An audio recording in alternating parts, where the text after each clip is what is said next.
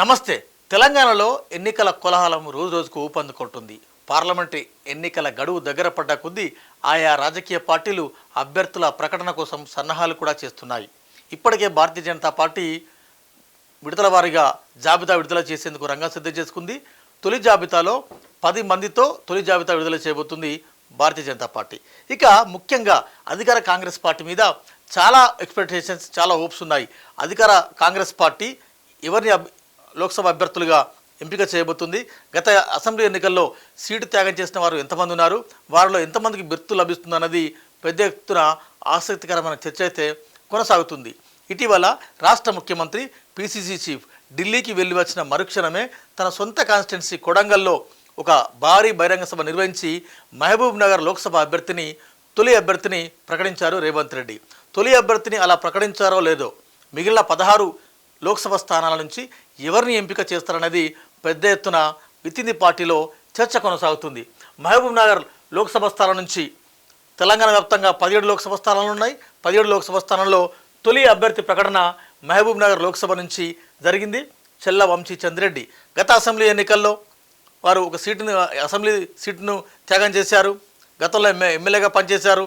మొన్న ఎమ్మెల్యేగా ట్రై చేశారు. పార్లమెంటు మీకు అవకాశం వస్తుంది, పార్టీ కోసం త్యాగం చేయాలి అని హైకమాండ్ చెప్పిన ధర్మిల సిడబ్ల్యూసి హోదాలో ఉన్న చల్లా వంశీచంద్ రెడ్డి తన సీటుని త్యాగం చేసిన ధర్మిల వారికి మహబూబ్ నగర్ లోక్సభ నుంచి పోటీ చేసే అవకాశం లభించింది. తొలి టికెట్, తొలి అనౌన్స్మెంట్ కూడా మహబూబ్ నగర్ లోక్సభ చల్లా వంశీచంద్ పేరు. ఇక చేవెళ్ళ లోక్సభ నుంచి పట్నం సునీతారెడ్డి పేరు దాదాపుగా ఖరారైందని చెబుతున్నారు. ఇటీవల మాజీ మంత్రి పట్నం మహేందర్ రెడ్డి సతీమణి వికారాబాద్ జడ్పీ చైర్మన్గా ఉన్నారు. ఇటీవలే రేవంత్ రెడ్డి సమక్షంలో పార్టీ కండువా కప్పుకున్నారు. విత్ ఇన్ ది కాన్స్టిట్యున్సీలో చాలామంది సీనియర్లు ఉన్నప్పటికీ కొన్ని ప్లస్ కొన్ని మైనస్లు, కూడికలు తీసివేతలు లెక్కలేసుకొని ఒక మహిళ ఉంటుంది. దట్టు మహేందర్ రెడ్డికి 2-3 అసెంబ్లీ సెగ్మెంట్లో పట్టు ఉంది కాబట్టి పట్నం సునీతారెడ్డిని చేవెళ్ళ పార్లమెంటు అభ్యర్థిగా దాదాపు కాంగ్రెస్ పార్టీ ఖరారు చేయబోతుంది. ఇకపోతే సికింద్రాబాద్ లోక్సభ పేరులో సింగిల్ నేమ్ బొంతు రామ్మోహన్ మాజీ మేయర్. భారత రాష్ట్ర సమితిలో టీఆర్ఎస్లో తెలంగాణ ఉద్యమం నుంచి డే 1లో ఉన్నారు. మున్నూరు కాపు సామాజిక వర్గానికి చెందినవారు. వీరి సతీమణి యాదవ సామాజిక వర్గానికి చెందినవారు. చెర్లపల్లి కార్పొరేటర్గా వారి సతీమణి ఉన్నారు. గతంలో వీరు మేయర్గా పనిచేశారు. నిన్న మొన్నటి వరకు కేసీఆర్ ఫ్యామిలీతో బీఆర్ఎస్ ఫ్యామిలీతో చాలా క్లోజ్గా అసోసియేట్గా ఉన్నారు. కానీ పార్లమెంట్ ఎన్నికల్లో టికెట్ దక్కదు అన్న ఉద్దేశంతో కాంగ్రెస్ పార్టీలో చేరారు. రేవంత్ రెడ్డి సమక్షంలో తన మల్కాజిగిరి స్థానాన్ని ఆశించారు. మల్కాజిగిరిలో పోటీ ఎక్కువగా ఉన్న నేపథ్యంలో సికింద్రాబాద్ క్లియర్ చేసినట్టుగా తెలుస్తోంది. అయితే సికింద్రాబాద్ అంజన్ కుమార్ యాదవ్ కుమారుణ్ణి ఇటీవల రాజ్యసభకు పంపిన నేపథ్యంలో ఇక్కడ బొంతు రామ్మోహన్కి దాదాపు లైన్ క్లియర్ అయింది. సింగిల్ నేమ్తో పేరు అధిష్టానం నుంచి వస్తుందనేది ఒక అంచనా. ఇకపోతే మెదక్ లోక్సభ మైనంపల్లి హనుమంతరావు మెదక్ లోక్సభ స్థానాన్ని ఆశిస్తున్నారు. అక్కడ జగ్గారెడ్డి ఉన్నారు, మరొక 2 సీనియర్ నేతలు ఉన్నారు. అయినా కూడా మైనంపల్లి హనుమంతరావుకి అక్కడ దాదాపు ఖరారైందని పార్టీ వర్గాల విశ్వసనీయ సమాచారం. వీరి తనయుడు రోహిత్ రావు మెదక్ అసెంబ్లీ నుంచి ఇటీవలే ఎన్నికయ్యారు. గతంలో వీరికి మెదక్ పార్లమెంటు మీద, మెదక్ అసెంబ్లీ మీద పూర్తి స్థాయిలో పట్టుంది. మైనంపల్లి హనుమంతరావుకి ఇస్తే పార్టీ ఈజీగా పడవచ్చు అన్న ఉద్దేశంతో పార్టీ ఉన్నట్టు తెలుస్తుంది. మెదక్ బీఆర్ఎస్ కూడా చాలా బలంగా ఉన్న సెగ్మెంట్ కాబట్టి బీఆర్ఎస్ని తట్టుకోవాలంటే మైనంపల్లి హనుమంతరావుకి మెదక్ లోక్సభ స్థానం కేటాయించే అవకాశం ఉన్నట్టు పార్టీ విశ్వసనీయ వర్గాలు చెబుతున్నాయి. ఇకపోతే జహీరాబాద్ స్థానం నుంచి సురేష్ షెట్కార్ సింగిల్ నేమ్. ఈ నేమ్తోనే రేపు లిస్టులో 4వ పేరుగా వచ్చే అవకాశం ఉంది. గతంలో ఎమ్మెల్యే సీటును కూడా వారు త్యాగం చేశారు. తను గతంలో ఎంపీగా కూడా పనిచేశారు. సో జహీరాబాద్ నుంచి సురేష్ షెట్కార్ పేరు దాదాపు ఖాయంగా చెబుతున్నారు.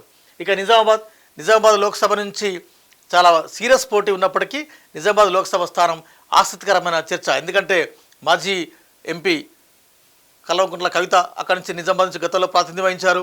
ప్రస్తుతం బీజేపీ నుంచి సిట్టింగ్ ఎంపీ ధర్మపురి అరవింద్. ఆ ఇద్దరి హేమామిల మధ్య మరొక సీనియర్ ఉద్దనుడు తాడిపత్రి జీవన్ రెడ్డి ప్రస్తుతం ఎమ్మెల్సీగా ఉన్నారు. వీరు జగిత్యాల నుంచి ఎమ్మెల్యేగా గతంలో చాలాసార్లు ప్రాతినిధ్యం వహించారు.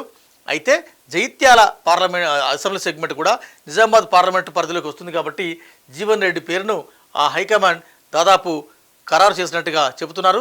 ఇటీవల ధర్మపురి అరవింద్ వర్సెస్ జీవన్ రెడ్డి వారుగా కూడా కొనసాగుతుంది. సో నిజామాబాద్ లోక్సభ నుంచి కాంగ్రెస్ పార్టీ జీవన్ రెడ్డి పేరును అనౌన్స్ చేయబోతోంది. ఇక ఆదిలాబాద్ లోక్సభ నుంచి రేఖా నాయక్ పేరును అనౌన్స్ చేసే అవకాశం ఉంది. వీరు ఎన్నికలకు ముందు బీఆర్ఎస్ సిట్టింగ్ ఎమ్మెల్యేగా ఉన్నారు. సిట్టింగ్ ఎమ్మెల్యే హోదాలో కాంగ్రెస్ పార్టీలో చేరారు. అయితే వీరికి టికెట్ ఇవ్వకుండా వీరి భర్తకు ఆసిఫాబాద్ నుంచి టికెట్ ఇచ్చారు శ్యామ్ నాయక్. వారు ఇటీవల ఓడిపోయారు. సో భార్య భర్తలు కాంగ్రెస్ పార్టీలో చేరారు కాబట్టి అనుకుని ఇచ్చిన ప్రామిస్ మేరకి ఆదిలాబాద్ లోక్సభ రేఖా నాయక్కు కేటాయించే అవకాశం ఉన్నట్టుగా పార్టీ వర్గాలు చెబుతున్నాయి. ఇక మహబూబాద్ లోక్సభ బలరాం నాయక్ పేరు దాదాపుగా ఖరారైందని చెప్తున్నారు. తెలంగాణ ఉద్యమ సమయంలో వారు కేంద్ర మంత్రిగా ఉన్నారు. తెలంగాణ బిల్లు ప్రవేశపెట్టే క్రమంలో కూడా పార్లమెంట్లో ఉన్నారు. ఈ స్థానం నుంచి బెల్లయ్య నాయక్ పేరు బలంగా వినిపించినప్పటికీ బెల్లయ్య నాయక్ కేంద్ర స్థాయిలో కానీ రాష్ట్ర స్థాయిలో కానీ ఏదేని నామినేటెడ్ పదవి కట్టబెట్టి బలరాం నాయక్ మళ్ళీ మహబూబాద్ పార్లమెంట్ నుంచి పంపిస్తారు అన్నది పార్టీ వర్గాలు చెబుతున్నాయి. ఇక వరంగల్ లోక్సభ నుంచి పెద్ద ఎత్తున పోటీ ఉంది. విత్ ఇన్ ది పార్టీలో చాలామంది పోటీ పడుతున్నారు. శేషంగనపూర్ నుంచి ఇటీవలే స్వల్ప ఓటమి పాలైన సింగపురం ఇందిర అక్కడి నుంచి సీరియస్గా ఫైట్ చేస్తున్నారు. అదేవిధంగా రేవంత్ రెడ్డి కోటరిగా చెప్పుకునే చాలామంది సీనియర్ నేతలు కూడా వరంగల్ నుంచి ట్రై చేస్తూ ఉన్నారు. కానీ అద్దంకి దయాకర్కు టికెట్ వరించే అవకాశం ఉన్నట్టు పార్టీ వర్గాలు చెప్తున్నాయి. ఎందుకంటే అద్దంకి దయాకర్ మన తుంగతుర్తి ఇవ్వలేదు. అదేవిధంగా చాలా సందర్భాల్లో ఎమ్మెల్సీ కానీ తర్వాత మిగిలిన అందినట్టే వచ్చి చేతికి వచ్చినట్టే వచ్చి పదవులన్నీ కూడా చేజారిపోతున్నాయి. అయితే ఉమ్మడి నల్లగొండ జిల్లా రెడ్డి సామాజిక వర్గ నేతలంతా కూడా అద్దంకి దయాకర్ను టార్గెట్ చేసిన నేపథ్యంలో ఆ జిల్లా రాజకీయాల నుంచి తప్పించి అద్దంకి దయాకర్కు వరంగల్ లోక్సభ నుంచి అవకాశం ఇస్తారని పార్టీ వర్గాలు చెబుతున్నాయి. ఇక భువనగిరి చామల కిరణ్ కుమార్ రెడ్డి ఇతను రేవంత్ రెడ్డి అనుగులుగా రేవంత్ రెడ్డి కోటలో ఒక వ్యక్తిగా చెప్తున్నారు. వీరికి టికెట్ దాదాపు ఖరారైనట్టుగా చెప్తున్నారు. ఇక హైదరాబాద్ లోక్సభ ఫిరోజ్ ఖాన్కి మళ్ళీ ఒకసారి అవకాశం ఇచ్చే అవకాశం ఉంది. ఇటీవల అసెంబ్లీ ఎన్నికల్లో పోటీ చేసి స్వల్ప తేడాతో ఓడిపోయారు. కంచర్ల చంద్రశేఖర్ రెడ్డి సినిమా హీరో అల్లు అర్జున్ సొంత మామ కంచర్ల చంద్రశేఖర్ రెడ్డి కూతురుని అల్లు అర్జున్ వివాహం చేసుకున్నారు. మల్కాజ్గిరి నుంచి వారి పేరు దాదాపుగా క్లియర్గా చెప్తున్నారు. ఇటీవలే భారత రాష్ట్ర సమితికి రాజీనామా చేసి రేవంత్ రెడ్డి సమక్షంలో కంచర్ల చంద్రశేఖర్ రెడ్డి చేరారు. మల్కాజ్గిరిలో చాలామంది పోటీ ఉన్నప్పటికీ దాదాపు మల్కాజ్గిరి నుంచి కంచర్ల చంద్రశేఖర్ రెడ్డి పేరు ఖరారైందన్నట్టుగా పార్టీ వర్గాలు చెబుతున్నాయి. ఇక పెద్దపల్లి లోక్సభలో గడ్డం వంశీకృష్ణ ఇప్పటికే గ్రౌండ్లో చాలా వర్క్ చేసుకుంటున్నారు. వీరు పొలిటికల్ ఫ్యామిలీ కాక వెంకటస్వామి రాజకీయ నేపథ్యం గల ఫ్యామిలీ. ఇప్పటికే గడ్డం వినోద్ అదేవిధంగా వివేక్లు చెన్నూరు బెల్లంపల్లి నుంచి అసెంబ్లీ ఎమ్మెల్యేలుగా ప్రాతినిధ్యం వహిస్తున్నారు. వినోద్ గతంలో మంత్రిగా పనిచేశారు. వివేక్ తెలంగాణ ఉద్యమ సమయంలో తెలంగాణ బిల్లు ప్రవేశపెట్టే సమయంలో పార్లమెంట్లో ఉన్నారు. తెలంగాణ కోసం చాలా సీరియస్గా ఫైట్ చేసిన వారిలో వివేక్ కూడా ఒకరు. అయితే గతంలో బీజేపీ భారతీయ జనతా పార్టీలో ఉన్న వివేక్ ఫ్యామిలీని కాంగ్రెస్లోకి తీసుకొచ్చారు. కాంగ్రెస్లోకి తీసుకొస్తున్న క్రమంలో వివేక్ ఫ్యామిలీకి స్పష్టమైన హామీ ఇచ్చారు. గడ్డం వంశీకృష్ణకి డెఫినెట్గా పెద్దపల్లి పార్లమెంటు టికెట్ ఇస్తామని.